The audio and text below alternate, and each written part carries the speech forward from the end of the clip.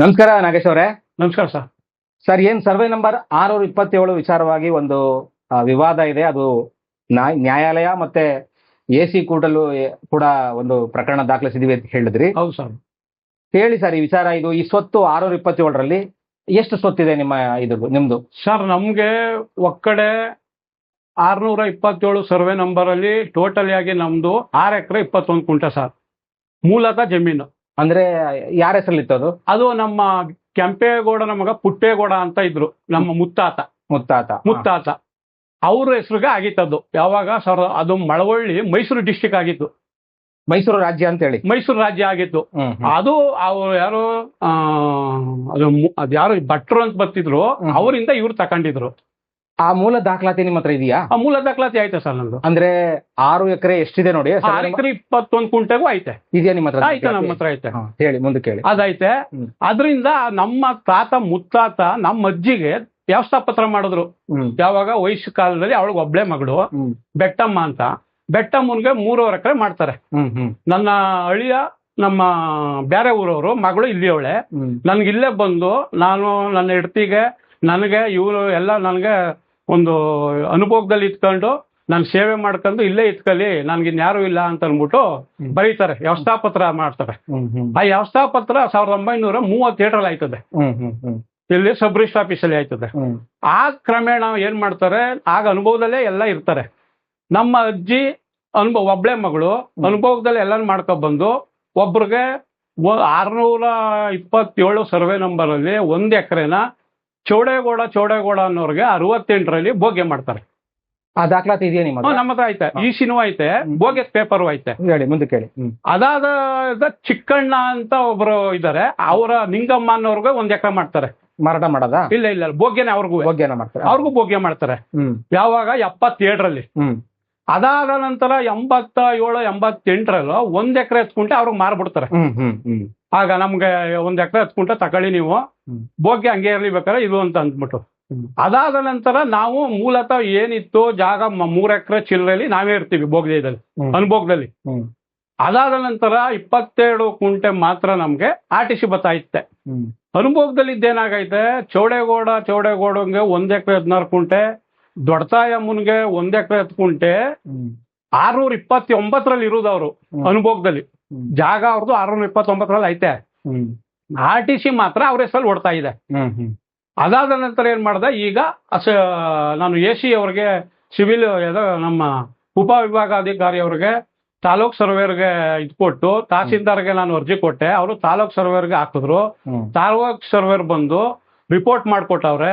RIVA report ಮಾಡ್ಕೊಟ್ಟಿದ್ದಾರೆ ನನಗೆ. ನೀವು ಈ ಅನುಭವದಲ್ಲಿ 627ರಲ್ಲಿ ನೀವಿದ್ದೀರಿ, 629ರಲ್ಲಿ ದೊಡ್ಡತಾಯಮ್ಮ ಅವರು 1 ಎಕರೆ 16 ಕುಂಟೆ, 1 ಎಕರೆ 10 ಕುಂಟೆ ಚೌಡೇಗೌಡ ಇದ್ದಾರೆ.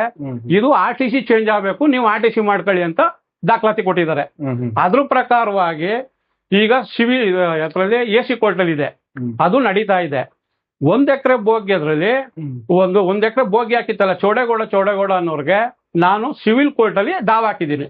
ಈಗ ನೀವು ಮೊಟ್ಟ ಮೊದಲು ನಿಮ್ ಗಮನಕ್ಕೆ ಬಂದಾಗ ನ್ಯಾಯಾಲಯಕ್ಕೆ ಹೋಗೋಕ್ಕೂ ಮೊದ್ಲೇ AC ಕೋರ್ಟ್ಗೆ ಹೋಗಿದ್ರಾ?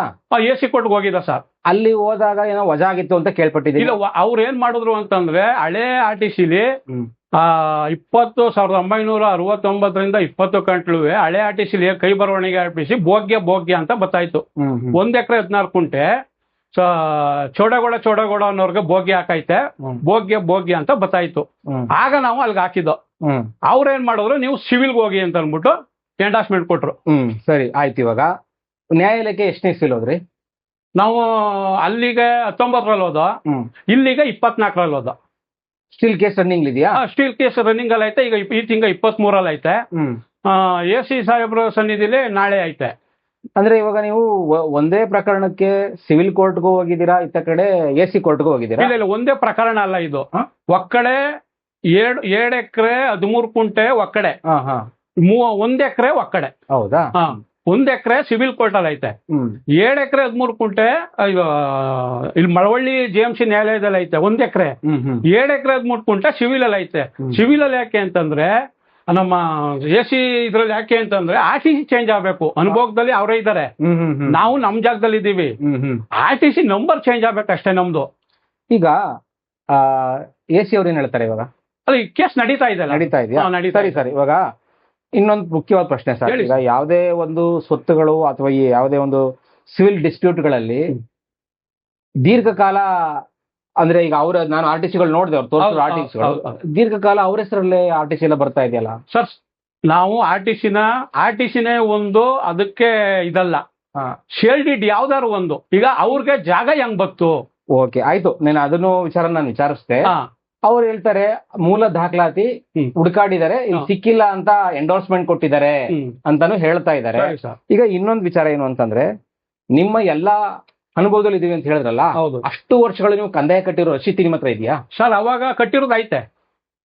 ಅಂದ್ರೆ ಈಗ ನಿಮ್ಗೆ ಎಲ್ಲಿವರೆಗೂ ಕಂದಾಯ ಕಟ್ಟಿರೋದು ಐತೆ? ಎಷ್ಟು ವರ್ಷ ಅನುಭವದಲ್ಲಿ ಇದ್ರಲ್ಲ? ಹೌದು, ಅಷ್ಟು ವರ್ಷದ ಕಂದಾಯ ರಸೀತಿಗಳು ನಿಮ್ಮ ಹತ್ರ ಐತೆ. ನಮ್ಮ ಹತ್ರ ಐತೆ. ಇದೆಯಾ? ಕಂದಾಯ ಕಟ್ಟಿರೋದು ನಮ್ಮ ಹತ್ರ ಐತೆ. ಈಗ ಸರ್, ಇವಾಗ ಅವರನ್ನು ನಾನು ಪ್ರಶ್ನೆ ಮಾಡಿದಾಗ ಒಂದೇ ಸ್ವತ್ತಿಗೆ ಇಬ್ಬಿಬ್ರು ಹೆಂಗ್ ಸರ್ ಕಂದಾಯ ಕಟ್ಟೋಕ್ ಸಾಧ್ಯ? ಸರ್ ಒಂದೇ ಅಲ್ಲ, ಈಗ ನಾನು ನಮ್ಮ ಜಾಗಕ್ಕೆ ಎಷ್ಟೈತೆ ಅಷ್ಟು ಕಂದಾಯ ಕಟ್ಟಿದ್ದೀನಿ, ಆಯ್ತಾ? ಇದು ಭೋಗ್ಯದ್ದಿದು, ನಾನು ಭೋಗ್ಯ ಹಾಕೊಂಡಿರೋದು ನಾನು. ಅದ ಈಗ 2 ಎಕರೆ 13 ಕುಂಟೆ 22 ಕುಂಟೆ ಒಂದಕ್ಕೆ ನಾನು ಕಂದಾಯ ಕಟ್ಕ ಬರ್ತಾ ಇದ್ದೀನಿ. ಈ ಭೋಗ್ಯದ ಐತಲ್ಲ, ಭೋಗ್ಯ ನಾನು ಸಿವಿಲ್ ನ್ಯಾಯಾಲಯದಲ್ಲಿ ಹಾಕೊಂಡಿದ್ದೀನಿ. ಏನಂತ, ಬೈ ಚಾನ್ಸ್ ನಿಮ್ದೇ ಜಾಗ ಆದ್ರೆ ಯಾವ್ದೋ ನೀವು ಹೇಳ್ತಾ ಇರುವಂಗೆ ಒಂದು RTC ಒಂದ್ ಬಿಟ್ಟು, ಈಗ ಸರ್ಕಾರದಿಂದ ಏನಾರ ನಿಮ್ಗೆ ಆಗೈತಾ? ಪೇಪರ್ ಕೊಡಿ, ಮಡಿಕಳಿ ಜಾಗನ. ಇಲ್ವಾ? ನಮ್ಮಜ್ಜಿ ಏನಾರ ಬರ್ದಿರೋದಾಯ್ತಾ? ಬರ್ದಿರೋದು ಅಂದ್ರೆ ಭೋಗ್ಯದ ಪೇಪರು. ಈಗ ಸರ್, ಈಗ ಯಾವುದೇ ಒಂದಕ್ಕೆ ಮ್ಯೂಟೇಶನ್ ರೆಕಾರ್ಡ್ ಬಹಳ ಮುಖ್ಯ. ಹೌದು ಸರ್. ಯಾರಿಂದ ಬತ್ತು ಅಂತ. ಹೌದು. ಈಗ 6 ಎಕರೆ ಅದೆಷ್ಟೋ 21 ಕುಂಟೆಗೂ ನಿಮ್ಮ ಮುತ್ತಾತವ್ರ ಹೆಸರಲ್ಲಿತ್ತ, ಆ ಹೆಸರು ಅಂದ್ರೆ ಅವ್ರಿಗೆ ಯಾರಿಂದ ಬತ್ತು ಅನ್ನೋ ದಾಖಲಾತಿ ನಿಮ್ಮ ಹತ್ರ ಇದೆ ಅಲ್ವಾ? ಹೌದು ಸರ್, ಐತೆ. ಇದೆ ಅಲ್ವಾ? ಹೌದು. ನಾನ್ ಕೇಳ್ತಿರೋದು ಸರ್, ಇವ್ರದ್ದು ಜಾಗ ಮಡಿಕಲಿ ಸರ್, ಇವ್ರದೇ ಆದ್ರೆ ನಿಮ್ಗೆ RTC ಬತ್ತಲ್ಲ ಸರ್. RTC ಬಂದ್ಮೇಲೆ ಒಂದ್ ಪೇಪರ್ ಬಂದೇ ಬರ್ಬೇಕಲ್ವಾ? ಈಗ ಅಕಸ್ಮಾತ್ ಅಧಿಕಾರಿಗೆ ಯಾರಿಗಾರ ದುಡ್ಡು ಕೊಟ್ಟು ಮಾಡಿಸ್ಬಿಟ್ಟಿದ್ರೆ ನಾವೇನು ಗೊತ್ತಾಗೋದು ನಮ್ಗೆ? ನನ್ನ ವಿಚಾರ ಈಗ ಬಿಡಿ. ಈಗ ಮಳವಳ್ಳಿ ತಾಲೂಕಲ್ಲಿ ಅತಿ ಹೆಚ್ಚು ಲ್ಯಾಂಡ್ ಡಿಸ್ಪ್ಯೂಟ್ಗಳಿವೆ, ಅದು ಎಲ್ಲರಿಗೂ ಗೊತ್ತಿರುವಂತ ವಿಚಾರನೇ. ನಾನ್ ಕೇಳ್ತಾ ಇರೋದು, ನಾನು 1937 ಮೈಸೂರು ಡಿಸ್ಟಿಕ್ ಮಳವಳ್ಳಿ, ಅಲ್ಲಿಂದ ಪೇಪರ್ ಮಡಗಿದ್ದೀನಿ. ಅಲ್ಲಿಂದ ನಾ ತಗೊಂಡಿರೋದು. ಎಲ್ಲಿ ಸಬ್ ರಿಜಿಸ್ಟರ್ ಆಫೀಸಲ್ಲಿ ತಗೊಂಡಿದ್ದೀನಿ, ತಾಲೂಕ್ ಆಫೀಸಲ್ಲಿ ತಗೊಂಡಿದ್ದೀನಿ. ಪ್ರತಿಯೊಂದು ಸಿಗ್ತದಲ್ಲ ಸರ್, ಯಾಕೆ ಸಾಕ್ಸೋ ಪೇಪರ್? ಸರ್, ಅವ್ರನ್ನ ನಾನು ಪ್ರಶ್ನೆ ಮಾಡಿದಾಗ ಅವ್ರು ಒಂದು ವಿಚಾರ ಹೇಳಿದ್ರು. ಈಗ ಅನುಭವದಲ್ಲಿರುವಂತ ಪ್ರಾಪರ್ಟಿನೇ ಅವರು ಭೋಗ್ಯಕ್ಕೆ ಮಾಡಿದ್ದು, ಈ ಪ್ರಾಪರ್ಟಿ ಮಾಡಿಲ್ಲ ಅಂತ ಅವ್ರು ಹೇಳ್ತಾ ಇದ್ದಾರೆ. ಇಲ್ಲ ಸರ್, ಇಲ್ಲ ಸರ್, ಅನುಭವದಲ್ಲಿ ಇರೋದು ಮತ್ತೆ RTC ಬರ್ಬೇಕಲ್ಲ ಸರ್ ನಮ್ಗೆ. ಈಗ ಇನ್ನೊಂದು ವಿಷಯ ಸರ್, ಇವಾಗ ನೋಡಿ, ಸಿವಿಲ್ ಪ್ರಕರಣಗಳಲ್ಲಿ ಅನುಭವದಲ್ಲಿರೋದು ಎಷ್ಟು ಮುಖ್ಯನೋ, ದಾಖಲಾತಿ ನಿಮ್ ಹೆಸರಿರೋದು ಅಷ್ಟೇ ಮುಖ್ಯ. ಹೌದು ಹೌದು, ನಾನು ಅದನ್ನೇ ಕೇಳ್ತಾ ಇರೋದು. ನನಗೆ ಸಿವಿಲ್ ಅಲ್ಲೇ ಈಗ ಪ್ರಕರಣ ಆಡ್ಬೇಕು, ಹೋಗಿ ನಾವು ನಿಂತ್ಕೋಬೇಕು ಅಂತ ನನಗೂ ಆಸೆ ಇಲ್ಲ ಸರ್. ನಾನ್ ಕೇಳ್ತಾ ಇರೋದು RTC ಒಂದ್ ಬಿಟ್ಟು, ಈಗ ಕಾನೂನಿ ಐತೆ, RTC ಇದ್ದ ತಕ್ಷಣ ಅವರು ಇದಾಗಲ್ಲ ಅಲ್ವಾ? ನಿಮ್ಗೆ ಗೊತ್ತಿರುವಂಗೆ RTC ಒಂದ್ ಐತೆ ಅಂದ್ರೆ ಜಾಗನೇ ನಿಮ್ದಾಗಲ್ಲ. ಅದಕ್ಕೆ ಆದಂತ ಒಂದು ಸೆಕ್ಯೂರಿಟಿ, ಹೌದು, ಶೇರ್ ಡೀಡ್ ಬೇಕಲ್ಲ, MR ಇರ್ಬೇಕು, ಮತ್ತೆ ಎಲ್ಲ ಇರ್ಬೇಕಲ್ವಾ? ಅದನ್ನು ಕೊಡಿ, ನೀವು ಮಡಿಕಳಿ, ನಾನು ಈಗಲೇ ಕೇಸನ್ನ ಹಿಂದಕ್ಕೆ ತಕತೀನಿ ಅಂತ ಹೇಳ್ತಾ ಇದ್ದೀನಿ ಸರ್ ನಾನು. ಈಗ ಸರ್, ಇನ್ನೊಂದು ಪ್ರಶ್ನೆ ಸರ್, ಮುಖ್ಯವಾದ ಪ್ರಶ್ನೆ ಹೇಳಿ ಸರ್. ಈಗ ಇಷ್ಟು ವರ್ಷಗಳ ದೀರ್ಘವಾದಂತ ಇತಿಹಾಸ ಇದೆ ಆ ಪ್ರಾಪರ್ಟಿಗೆ. ಹೌದು ಸರ್. 2019ವರೆಗೂ ನೀವು ಆಗ್ಲಿ ನಿಮ್ಮ ಕುಟುಂಬಸ್ಥರಾಗ್ಲಿ ಯಾಕೆ ಆ ಒಂದು ವಿಚಾರದಲ್ಲಿ ಆ ಸತ್ಯ ನಿಮ್ಗೆ ಯಾಕೆ ಗೊತ್ತಾಗ್ಲಿಲ್ಲ ಸರ್? ಸರ್, ನಮ್ ತಂದೆಯವ್ರು ಇದ್ರು. ನಮ್ ತಂದೆಯವ್ರು ಇದ್ಮೇಲೆ ನಮ್ಗೇನು, ನಮ್ ತಂದೆಯವ್ರು ನೋಡ್ಕೊತಾರಲ್ಲ, ನಮ್ಮ ಇವರು ಹಾಗೆ ನಮ್ಗೇನು ಅಷ್ಟೊಂದು ಇದಿರ್ತಿರ್ಲಿಲ್ಲ. ಯಾವಾಗ ನಮ್ಮ ತಂದೆಯವರ ತೀರಂತ ಕಾಲದಲ್ಲಿ ಅದು ಪೋತಿ ಖಾತೆ ಮಾಡ್ಬೇಕಾಯ್ತು. ನಾವು ಇಷ್ಟೆಲ್ಲ ಇದೀವಲ್ಲ, 22 ತಡೆ ನಾವು ಅಂದ್ಬಿಟ್ಟು VRI ಹತ್ರ ಹೋದೋ, ನಿಮ್ ಮೂಲ ಡಾಕ್ಯುಮೆಂಟ್ಸ್ ಎಲ್ಲ ತಕೊಬನ್ನಿ, ನಿಮ್ಮ ಪೋತಿ ಖಾತೆ ಮಾಡ್ಬೇಕಾದ್ರೆ ಅಂತ ಹೇಳೋರು. ಅವಾಗ ನಾವು EC ಏನೋ ಹಳೆ ಇದ್ರೆಲ್ಲ ಪೇಪರ್ ಎಲ್ಲ ಹುಡುಕ್ತೋ. ಯಾವಾಗ ಪೇಪರ್ ಹುಡುಕ್ತೋ ಅವಾಗ ಎಲ್ಲ ಪೇಪರ್ ಸಿಕ್ಕುದ್ದು ಸರ್ ನಮ್ಗೆ. ಅಲ್ಲಿ ಗಂಟ್ಲು ಪ್ರಾಪರ್ಟಿ ಎಲ್ಲ ಇದ್ರಿಂದ ನಾವೇನಾಗಿತ್ತು, ನಮ್ಗೆ ಇದೆಲ್ಲ ಬಿಡು, ಆಯ್ತಲ್ಲ ಬಿಡು ಅನ್ಕೊಂಡು ನಾವಿದ್ದೋ ಸರ್. ಅದು ಓಕೆ, ಧನ್ಯವಾದ ನಾಗೇಶ್ವರ, ನಿಮ್ಮ ಒಂದು ಇಷ್ಟು ಮಾಹಿತಿ ತಿಳಿಸ್ಕೊಡೋದಕ್ಕಾಗಿ ಧನ್ಯವಾದ ಸರ್. ಧನ್ಯವಾದ ಸರ್.